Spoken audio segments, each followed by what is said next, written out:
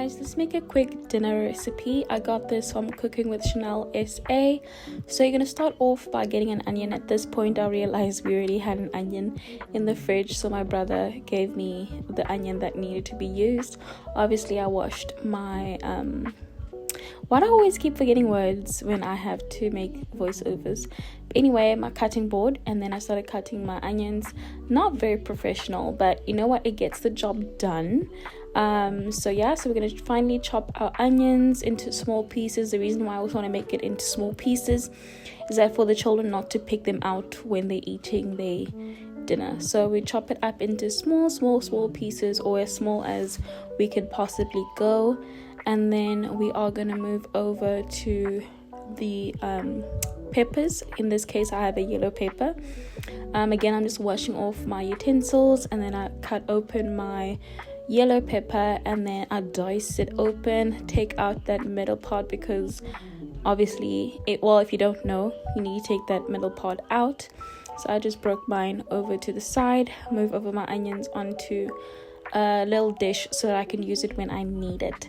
So I'm just gonna spread down my pepper like that so it can be easier to cut.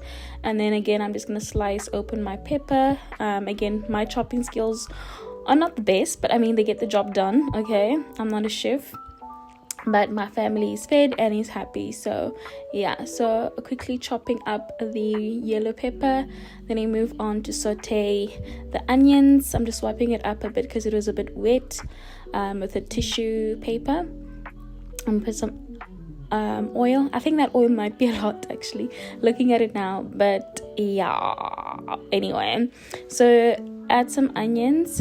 Those onions actually look very tiny, but it's okay. We're gonna add some onion, and then we're gonna add some, what is this called now? What I want to say, ginger. We're gonna add some garlic, and then we're gonna saute that for a few minutes. I'm so sorry guys that I'm giving you guys a steam, but this is the only way I could be able to record and cook properly. Anyone who knows that does videos and cooking at the same time, you really want to look at you really want it to look aesthetic, but at the same time it's like I need to cook. Anyway, so we can add in some black pepper. I never ever cook without black pepper. I love black pepper in almost everything. And then I'm gonna add in my mince. I did defrost my mince before this. I don't have that mince masher. I think I must get that actually. I'm gonna check at the Chinese shop if they maybe have that.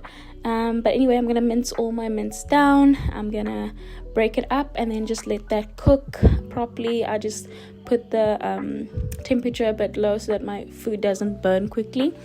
And now I think I'm gonna move over to a bigger pot, because I realized that for me to make my sauce nice and juicy, I'm gonna need a bigger pan, and I add a bit of oil so that it doesn't burn this pot. I don't know, I'm worried now about the amount of oil I use, but anyway, then I put in my yellow pepper. Again, I'm giving you guys a steam, sorry about that.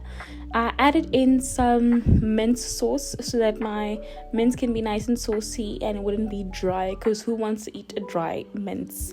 Not me, not in this household. Okay, we're gonna go in now with tomato paste. I think that's like a tablespoon of tomato paste, and then like 2 tablespoons of sugar. At this point I measure with my heart, honestly. I just see and I'm like, okay, that's enough sugar, or that's enough tomato paste. So I'm just gonna mix it up, and then I'm gonna add some salt as well. Even though I added a lot of spices, I'm still gonna add a bit of salt and mix it up as well. And then I'm gonna let that simmer, and I'm gonna close that up. Next, we're moving on to the cheese sauce. I used some heavy cream. I thought it would be nice to use heavy cream, as well as the cheese sauce, or the cheese spice. I also added in some milk just to give it a bit more thickness, and also added some cheddar cheese. So I'm gonna let that sit. While that sits, I'm gonna put in my black pepper, obviously, and then stir that up as well so that it's all nicely mixed and nicely coated. And then I'm gonna leave that alone. While that is simmering or cooking down, I'm gonna put my hot dogs onto a a tray and then cut open my hot dog so that I can be able to input my mince inside once I am ready to do so. So I'm just cutting those open right now. And whoever's thought of about cutting hot dogs like this, thank you, because it's actually a very brilliant way of cutting it without them all falling apart. Anyway, then I'm spraying down my pan so I can be able to input my my hot dog buns once I'm done. So now I'm putting the mince inside. As you can see in my hot dog that it spilt just before I put this. So but I couldn't retake it, so I was like, you know what, I'm just gonna do this. It's not gonna be perfect when you cook, but as long as the meal comes out great and people enjoy it and they full after eating it, then that's fine. And we're a family of 7, so I had to like do a few of these. I think I did 12 in total. One was enough for a 4-year-old and a 6-year-old. She doesn't eat a lot, the 6-year-old, so one for her was enough. She couldn't finish it. We did also have these with chips as well.